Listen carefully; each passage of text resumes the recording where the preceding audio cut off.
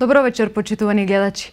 Во големата сала на Националната установа Центар за култура во Крива Паланка вчера се одржа трибина на ВМРО ДПМН. На средбата со кривопаланчани присуствува и говореа вице-премиерот одговорен за економски прашања Владимир Пешевски, министерката за внатрешни работи Гордана Јанкуловска, заменик министерот за образование и наука Спиро Ристовски и директорот на Фондот на здравствено осигурување Сашо Стефановски. На вчера одржаната трибина на ВМРО ДПМН пред бројните кривопаланчани стана збор за актуелните случувања во државата, како и за мерките кои ги спроведува владата. Граѓаните имаа можност да ги слушнат низата реални проекти, чии поволности конкретно граѓаните на Крива Паланка секојдневно ги чувствуваат. И тоа во областа на здравството, образованието, земјоделството, имотно-правните односи, безбедноста. Успешната соработка меѓу централната и локалната власт се гледа преку бројните реализирани проекти наспроти сензационалистичката политика на СДСМ, порача градоначалникот Алексовски. Проектите кои се направени и реализирани во нашата општина се плод на огромно ангажирање, напор и работа. Со работа успеавме да реализираме толку проекти во нашата општина и тоа проекти кои ги реализираме во соработка со владата на Република Македонија, собствени проекти на општината, успеавме да станеме лидери во регионот на прекограничните проекти. Тоа е интересот на граѓаните на општина Крива Паланка да го оствариме ветеното. Зар може некој да се радува на природна катастрофа на уништување на состојанот град? Ова ќе го оставиме, вие самите да го процените и пресудите. Ние ќе продолжиме со упорна работа да работиме посветени на ветените проекти. Вице-премиерот и член на извршниот комитет на ВМРО ДПМН Владимир Пешевски истакна дека она што во моментов се гледа како активноста на опозицијата е секогаш со крајна цел доаѓање до власт, но при тоа не се води сметка за негативните последици по граѓаните. Прашањето е кој е начинот кој што ќе го одберете да дојдете до власт. Значи, желата да се води државата, нормално е да ја има секој некој што се определил да се бави со политика, но тоа не е доволно. Секогаш кога си има такви амбиции да се понесе одговорност и за други луѓе, бидејќи бавењето со политика во суштина е тоа. Да носите одговорност со своите одлуки за тоа што ќе им се случува на граѓаните на вашата земја. Кога имате таква амбиција, многу е важен начинот на кој што сакате да остварите таа амбиција. И тука е главната споредба помеѓу ВМРО ДПМН и СДСМ, помеѓу она што ние го правиме и она што го прави СДСМ во моментот. Ќе коментирам за нивните постапки понатаму, но сепак не е доволно. Не е доволно да се тргне во една битка без при тоа да се води сметка за последиците токму на оние на кои што пледирате да им определувате судбината во иднина. А тоа е на граѓаните. Тоа покажува само бескрупулозност. Значи, водење сметка само за личните интереси. И тука е разликата помеѓу ВМРО ДПМН како политичка гарнитура, особено оваа, значи што е зборувана, раководена од премиерот Никола Груевски и би рекол помеѓу повеќе историски гарнитури на СДС. И народот веќе се извешти и знае да процени дека во крајна линија одлуката на кого ќе му дадете доверба треба да се базира во тоа што некој ќе направи лично за вас. И јас постојано тоа сум одговарал на сите луѓе. Кога носите некоја одлука и кога давате, особено во делот на политика, добро е да се слушне што све се ветува, ама секогаш гледате го тоа низ призмата што тоа значи за мене лично. Дали нешто од ова што се предлага мене ќе ми помогне во животот да ми биде полесно или подобро. Ние како политичка партија, значи како ВМРО ДПМН, заедно со оние кои што прифатиле да бидат наши коалициони партнери, со што и се сложиле на нашата програма, на тој начин пристапуваме на политика. И од таму доаѓа и сето она што значи програма за работа на владата, програма за работа на партијата, принципот на отчетност, принципот на одржан збор. Не постои, ова постојано го кажувам, не постои човек, дури еве овде кај меѓу вас, значи било кој од вас, кој што во изминативе 7, 8, 9 години колку ќе се собере од кога реално ВМРО ДПМН со оваа политичка гарнитура владае со државата, не бил на позитивен начин допрен од реформите или проектите на владата. Наспроти активностите на СДСМ базирани на клевети, обвинувања и презентирање на материјали кои се стекнати на нелегален начин, а се селектирани и монтирани, ВМРО ДПМН продолжува со една позитивна политика, истакна министерката за внатрешни работи Гордана Јанкуловска. Нашата држава во многу ситуации покажа дека народот е мудар. Народот го прави сопствениот избор врз основа на сопственото искуство. Народот не смета дека опозицијата или Зоран Заев треба да им каже како работи локалната самоуправа, како работи владата, дали се добри пратениците во собранието, дали министрите во владата ги извршуваат задачите кои им се доверени. Она што го цени народот. И она заради што ја дава, но и ја зема довербата. Се делата и проектите кои сме ги реализирале и со кои сме излегле пред вас на избори, барајќи ја довербата и поддршката за да ги спроведеме во мандатот кој сме го добиле со ваша воля. Континуираниот контакт со граѓаните продолжува, што е и всушност целта на трибините од ваков тип, беше порачано на трибината. Во изминатите неколку години еден од основните фокуси на владата е реформирање и зголемување на стандардите на образованието на сите нивоа, истакна заменик министерот за образование Спиро Ристовски на трибина одржана во Крива Паланка. Заменик министерот за образование и наука Спиро Ристовски на вчерашната трибина во Крива Паланка нагласи дека ВМРО ДПМН е партија во чиј фокус е Македонија и македонскиот народ, а во таа насока еден од приоритетите е и останува образованието. Мора да го градиме сопствениот развој и сопствената земја на ниво на знаење, а таквото знаење го гради и го развива само народ на кој што му е обезбедено од страна на одговорна влада пристапност и достапност на образованието на сите нивоа. Само во североисточниот регион се инвестирани повеќе од 180 милиони денари во делот на подобрување на целокупната образовна инфраструктура. Во тек е дефинирање на локација се изградба на уште една спортска сала во општината, истакна заменик министерот за образование и наука Ристовски. Тој додаде дека во овој град реконструирани се училишните згради на двете основни и едното средно училиште и ученичкиот дом Боро Менков. Во добра комуникација сме со градоначалникот околу дефинирање на локација за изградба на спортска сала и во Крива Паланка од страна на Министерството, една е изградена од страна на Агенцијата за млади и спорт, меѓутоа и Министерството за образование и наука ќе продолжи да ги реализира истите. Само во Крива Паланка реконструирани се 3 училишни објекти и ученичкиот дом Боро Менков, реконструирано основното училиште Илинден во одлична соработка и со општината и со локалните менаџери на училиштата, значи го реконструиравме Илинден, основното училиште Јоаким Крчевски, Ѓорче Петров и како што споменав ученичкиот дом Боро Менков. Во делот на здравството, владата предводена од ВМРО ДПМН покажува еден сеопфатен пристап како што покажува и во сите области. Понудеме системски пристап кој значи рамномерен развој со што се овозможува унапредување на квалитетот на здравствената заштита, порача директорот на ФЗОМ Сашо Стефановски на вчерашната трибина во Крива Паланка. Во изминатиот период, владата има инвестирано 100 милиони евра во нова опрема за здравствените установи, што ќе значи побрза и поквалитетна диагностика и лекување. Освен изградбата на новите, се реконструираат и постоечките здравствени капацитети, порача директорот на Фондот за здравствено осигурување на Македонија Сашо Стефановски на вчерашната трибина во Крива Паланка.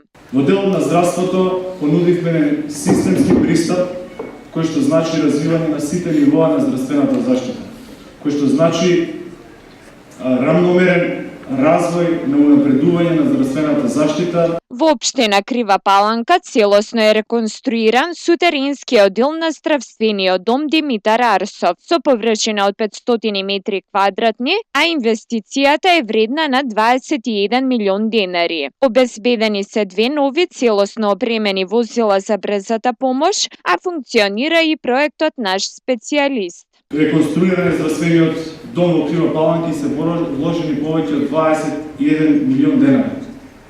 Направена целосна реконструкција на здравствениот дом, со што значително се подобрија условите за давање на здравствени услуги на жителите од Кривопаланешкиот регион.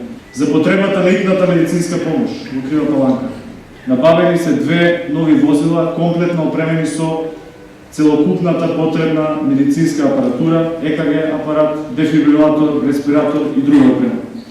Во здравствениот дом во Крива Паланка профункционира и проектот Наш специјалист, со кој што во секоја сабота во периодот меѓу 8 часот и 15 часот и 30 минути имаме присуство на доктори специјалисти од други клиники, најчесто од Скопје, за специјалности кои што ги нема во Крива Паланка, тоа се оториноларингологија и невропсихијатрија. Стефановски додаде дека со новите мерки во делот на здравството се трансформира статусот на околу 2000 луѓе кои досега волонтирале во установите на неопределено време. Тој додаде дека се намалени цените на голем број лекови и промовирани се новите мерки кои овозможуваат до 3 пат бесплатен обид за инвитро оплодување. На трибината беше посочена и писмената декларација за осуда на недемократскиот начин на превземање во Македонија, подпишана од 49 пратеници на Парламентарното собрание на Советот на Европа. Во декларацијата се осудува развојот на политичката ситуација во Република Македонија, посебно во однос на неодговорното однесување на опозицијата. Пратениците во декларацијата додаваат и ги осудуваат заканите од председателот на СДСМ Зоран Заев кон премиерот господин Никола Груевски и инволвирањето на странските тајни служби во нелегалното прислушкување на телефонските разговори на највисоките политички представници во Република Македонија. Голем народен собир на ВМРО ДПМН се одржа во спортскиот центар Билјанин извори во Охрид. Своје обраќање имаше лидерот Никола Груевски и уште неколку важни политички личности од партијата. Охриѓани масовно застанаа зад владеачката партија и Груевски. Денес Охрид и Македонија ќе покажа дека и Охрид и Македонија се сакаат со дела. Така започна големиот народен собир на ВМРО ДПМН кој се одржа во спортскиот центар Билјанин извори во Охрид. Прв на присутните на трибината им се обрати градоначалникот на Охрид Никола Бакрачевски, кој рече дека трупањето на астрономските долгови и непостоење на желба да ги сервисира долговите на оние кои со мака и труд чесно работеле придонело до задолжување и банкрот на граѓаните на Охрид кои се уште не може да се опорават. Ние не сме тука за минатото. Наша грижа мора да е иднината, а грешките не смеа да се повторат. Со домаќинско работење успеавме да го намалиме долгот и реконструиравме локални улици во должина од 70.000 метри квадратни, а работиме и на подигнување на туризмот. Наскоро ќе започне и изградбата на долгоочекуваниот затворен олимписки базен. Конечно, додава тој, по 15 години општината повеќе нема долгови и работи продуктивно. Ги спомена сите проекти кои се реализирани во Охрид, водоводната мрежа, плажи, плоштади, спортски игралишта. Охриѓани масовно застанаат зад владеачката партија и премиерот Никола Груевски кој им се обрати на присутните во преполната сала. Предходната локална власт го задолжи Охрид за 50 милиони евра и го клекна на колена. Охриѓани не го заборавија тој криминал и затоа им вратија. Свесни сме за очекувањата од овој град кој е символ на нашата култура и по која препознаваат нашата држава, рече Груевски. Премиерот најави нови инвестиции на неколку компании од автомобилска индустрија во регионот со над 3000 нови вработувања. Воедно и потсети на неколку инфраструктурни проекти во патишта како изградба на автопат Кичево-Гостивар, а ќе се инвестира и во други автопатски делници и сообраќајни сигнализации. Со нашите мерки во регионот се повеќе се развиваат туризмот, медицината и образованието, а продолжуваме и со други планови и идеи со кои ќе му помогнеме на Охрид, додаде Груевски. Предходно владеачката партија одржа вакви народни собири во повеќе градови во Македонија, вклучувајќи го и главниот град Скопје.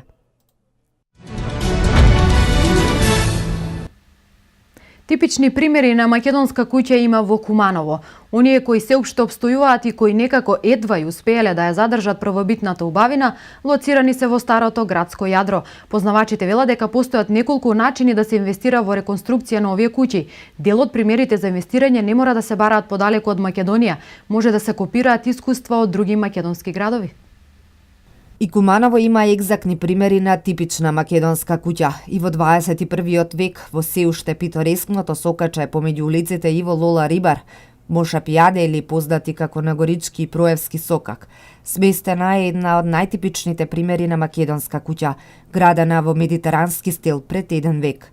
Познавачите се воодушевени од незината убавина, која и сега го привлекува вниманието не само на случајните минувачи, туку пред се на експертската јавност. Куќата е градена во типичен македонски стил. Значи, тоа е куќа произлезена од функциите што ги имаме на поширокиот регион, пред се Медитеранот. Значи, таква куќа имаме во сите земји кои гравитират према Медитеранот. Меѓутоа, ова куќа, како што гледате, е типично наш производ. На оваа специфична архитектура од тој период, од раниот 20 век, се чувствува органска блискост на каменот, дрвото и глината. Нема неприроден драстичен судир помеѓу создадената архитектура и природните материјали. И тогашните познавачи знаеле да создадат дела во кои се вградени принципите кои представуваат највисоки стремежи на тогашната архитектура. Експанзија на новоградба во Куманово се случила помеѓу двете светски војни. Тоа за време на таа бивша Југославија, кога тука престојувал извесен архитект Антонов од Русија. И има изградено повеќе објекти, помеѓу кои Занатскиот дом со колана, целиот потека и хотел Куманово. И не само оваа куќа, туку има и слични со ваква архитектура во поранешното строго централно градско јадро, конкретно околу Старата црква. Дел од нив веќе истрошени, сведочат за убавината и трудот што во нив ги вложиле тогашните сопственици. Но законските пречки, пред се маркиците за градба кои дозволуваат да се гради само по утврдените димензии, се пречка за интерес за купување и доуредување на овие куќи. Но и Македонија има позитивни примери како да се реши овој проблем. Значи, освен Битола, каде што преку заводот се решаваат сите тие реконструкции на постојните објекти, во сите други градови тоа се решава парцијално и инцидентно. Куманово изобилува со примери на амбиентална архитектура, но еднаш мора да престане парцијалното средување и реконструкцијата на овие куќи. Оние заинтересираните и секако оние кои имаат чувства за естетско уредување и со малку повеќе средства може да размислат за уредување на овие куќи. Околу Стара црква има неколку такви куќи. За жал една веќе е срушена, 2-3 уште постојат. Нема интерес од граѓаните да ги реконструираат, затоа што маркичките се малечки, не може да се надградат, да се доградат и тоа е проблем во сите централни градски подрачја. Обиди за зачувување на амбиенталната архитектура има во градот, кои се реализираат преку Асоцијацијата на градови со амбиентална архитектура. Во рамките на тридневниот книжевен караван на клубот Матица денеска беше промовиран романот Бездомникот со златен часовник, под кој се подпишува 21 годишната Верче Карамфиловска од Скопје. Првото книжевно дело на младата студентка по економски науки според критиките претендира да биде меѓу романите кои ќе одбележат годината. Толку едноставен, а толку совршен, и светски и наш, во еден здив до последната страница. Вака книжевните критичари го опишуваат романот Бездомникот со златен часовник, кој според клубот Матица претендира да биде едно од делата кои ќе одбележи годината. Во рамките на тридневниот саем на книгата во Куманово, првото книжевно дело на 21 годишната Верче Карамфиловска од Скопје беше промовирано и пред кумановци. Приказната за бездомникот која се развивала 5 години. Младата писателка вели дека доживеела многу измени од првичната идеја за човекот кој живее во 2027 година во Скопје за време на голема економска криза. Се работи за бездомник кој што прави се за да избега од бедата и кој што преку една случајна средба добива шанса за подобра иднина. и за тоа како тој се снаоѓа во тој живот и колку тешкоти или колку убавини тој живот му носи, и сите компромиси кои ги прави и сите гревови кои што е подготвен да ги плати за да го живее животот кој што смета дека му е одреден да го живее. Запрашана дали бездомникот на крајот го нашол својот дом, студентката по економски науки вели дека домот не е само кровот над глава, туку тоа е чувство. Се надевам дека секој читател ќе се обиде да му го даде домот, кој што бездомникот толку долго го очекува, и дека ќе го придружува на ова патување во кое што јас заедно со него толку години одев. Желбата за творење секогаш била дел од соновите на младата писателка. Ужива во читањето, особено делата на македонските писатели. Едноставно не можам да живеам без да раскажувам приказни. Секојдневието никогаш е премногу досадно за да се истрпи, така што приказните се многу голема оддишка за мене. Младата писателка вели дека во скоро време ќе започне со пишување на нова книга, но се уште ја развива идејата. Деновиве љубителите на пишаниот збор имаа можност да го посетат 3-дневниот карван на книги организиран од клубот Матица во Куманово. Македонија сака да изгради имидж на посакувана европска туристичка дестинација базирана на културното и природното наследство со препознатливи производи и услуги со одржлив и висок квалитет. Преку стимулативни мерки, субвенции и даночни погодности, бројот на странски туристи во земјава во последниве 8 години е зголемен за 98%. Девизниот прилив постојано расте и лани надмина 136 милиони долари. Винскиот туризам е нов предизвик и шанса за сите земји од регионот. Македонија со годишен раст на инвестициите во туризмот од 10% се рангира како 7 на светската листа. Годинава девизниот прилив расте со стапка од 18,5%. Идниот развој ќе ги афирмира нашите компаративни предности во екотуризмот, културниот, езерскиот, зимскиот и особено во винскиот туризам. Од Светската туристичка организација вела дека Македонија се вбројува меѓу најбрзо растичките туристички економии и препорачуваат заеднички регионални иницијативи. Дводневната регионална конференција за вински туризам што се одржува во Скопје треба да овозможи нови партнерства меѓу туристичкиот и винскиот сектор. Овој вид туризам почнува да се развива кај нас во 2005 година, кога е формирана и фондацијата Тиквешки вински пат. 150 ученици учествуваа на регионалниот надпревар по англиски јазик, организиран од волонтерите на Мировниот корпус и професорите по англиски јазик од основните училишта од општините од Североистокот. Недобрите 5 ученици ќе се надпреваруваат со оние ученици кои постигнале најдобри резултати од останатите училишта од државава. Надпреварот ќе се одржи во Скопје во приватната гимназија Нова. 150 на ученици од повеќе општини од Североисточниот регион денеска учествуваа на регионалниот надпревар кој се одржа во училиштето Христијан Тодоровски Карпош во Куманово. Најдобрите ученици ќе се надпреваруваат на државниот надпревар кој ќе се одржи во приватната гимназија Нова во Скопје. Значи учениците кои што денеска ќе поминат, ќе поминат на регионалниот, ќе бидат упатени на државниот надпревар, а целта е нормално за усовршување и напредување на нивното целокупно образование. Материјалите на кои се темела денешните тестови целосно се прилагодени на возраста на учениците од 5 до 9 оделение во основните училишта. Надпреварот го организираат волонтерите од Мировниот корпус. Во последните години поголем акцент се става на креативното изучување на англискиот јазик. Преку современата настава и креативните активности во неа, децата преку слики и фотографии учат да изговараат зборови, да репродуцираат изрази, активно да учествуваат во наставниот час. Надпреварот се одбива по втор пат во нашето училиште, значи пак сме домаќини и ова година.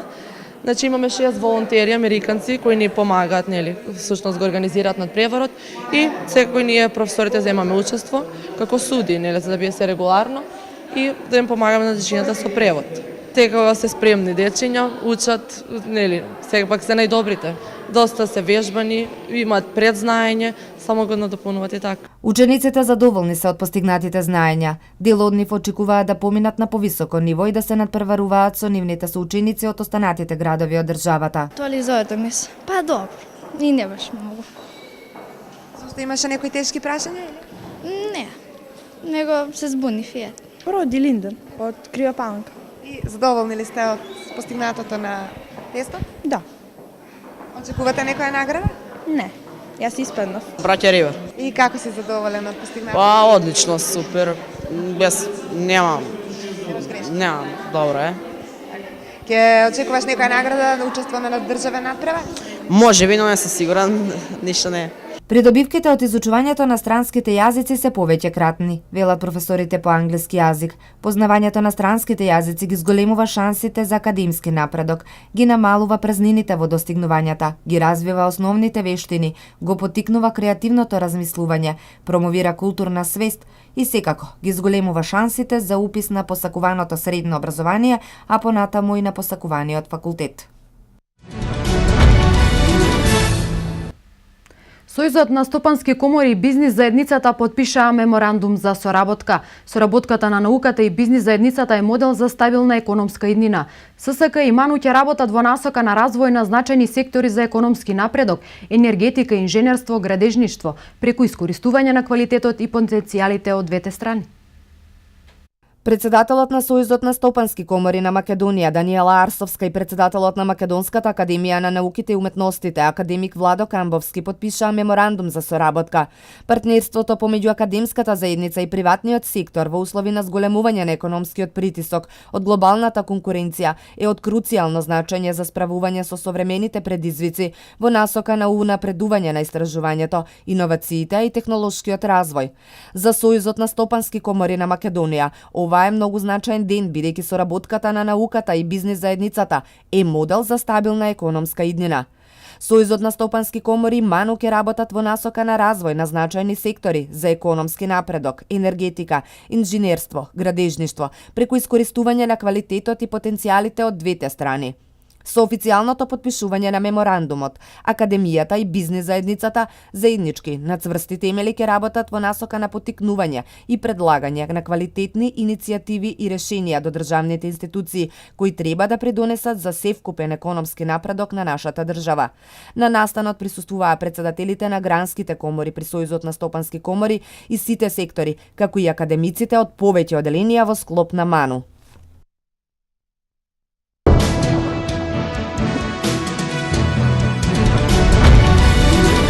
Американските државници апелираат до вмешаните страни во сударот во Јемен да преговараат и да стават крај. 150.000 илегалци ќе бидат вратени од Европа врз основа на европските прописи за нерегуларно и илегално влегување на територијата на Европската унија. Можно е соседна Србија да ги започне преговорите со Европската унија на есен. Свето денеска.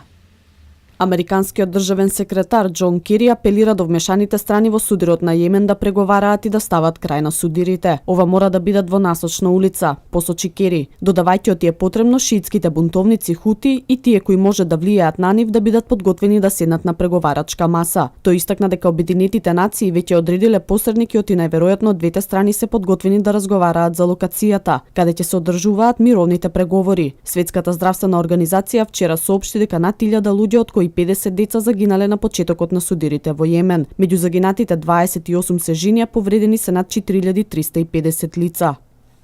Зимните членки на Европската унија на денешниот вонреден самит во Брисел, посветен на големиот наплив од илегални имигранти од Африка и Блискиот Исток, начално се согласиле да се вратат назад 150.000 имигранти и бегалци, кои преку Либија се префрлаат до европското копно, пишува Guardian. Овој лондонски весник тврди дека Европската унија ќе им понуди престој само на 5.000 од овие имигранти, за кои се вели дека имале среќа да го преживеат опасното патување преку Медитеранот во неприлагодените и претворени бродови и големите чамци, што го организираат либиските шверцери на луѓе. Во минатата година околу 150.000 имигранти користејќи ја медитеранската траса се дојдени до италијанскиот брег, а во првите 3 месеци оваа година повеќе од 36.000 илегалци се префрлени до бреговите на Италија, Малта и Грција.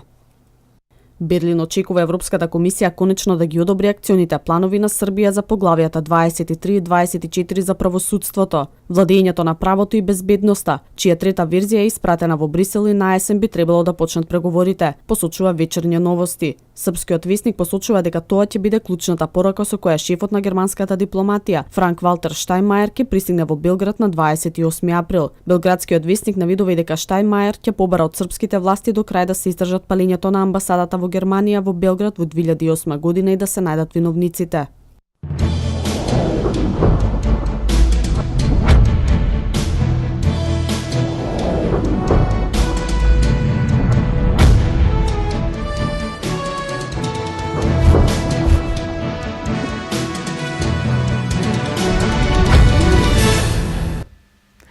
Сдруженијето на пензионери од Куманово организираше традиционален пролетен кроз во паркот во Соколана. 30 на пензионери изедоа учество. Се подготвуваат за општински кроз, а потоа следува регионален и републички. Сдруженијето на пензионери од Куманово брои околу 13.000 членови. 30 на пензионери од Куманово денеска учествуваа на традиционалниот пролетен кроз, кој го организираше Сдруженијето на пензионери во паркот во Соколана, во конкуренција со 8 жени и 18 мажи. Најбрзи беа Јасмина Тодоровска и Мирко Николовски. Важно е да се учествува и да се дружи, се согласија прво наградените. Редовно тренираме, затоа и сета атлетска секција, поточно низините членови, редовно се враќаат со диплома. Времето не послужи, малце вчера беше топло, па викам малце ние постари така, меѓутоа денеска беше времето добро, супер, напорно малце, али добро. Битно да се учествува така да сега. Некој мора да биде прв, некој заден, али поентата е да се учествува во ова се. Од Сдруженијето на пензионери вела дека редовно организираат разни активности. Секој член според своите способности и можности тренира одреден спорт, како на пример атлетика, пикадо, домино, табла или влечење јаже. Тоа е фактички едно излегување од дома, релаксација, дружење на пензионерите. Сдруженијето на пензионери од Куманово брои околу 13.000 членови.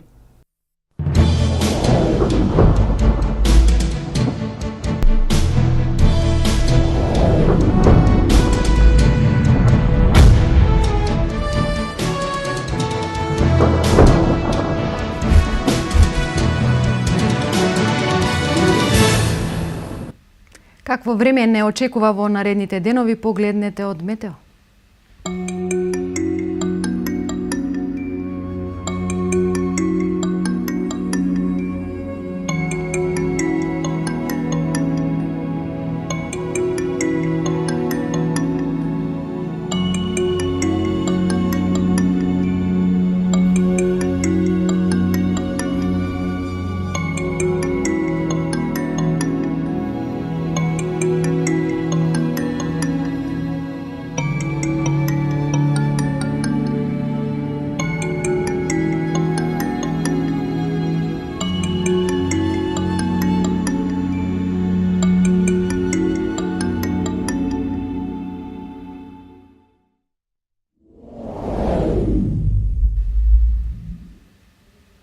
Со информацијата за временската прогноза го завршуваме ова информативно издание. Ви благодарам на вниманието, имајте убава вечер и останете со К3. Следува на програмата Интермецо низ објективот на колегата Горан Китановски.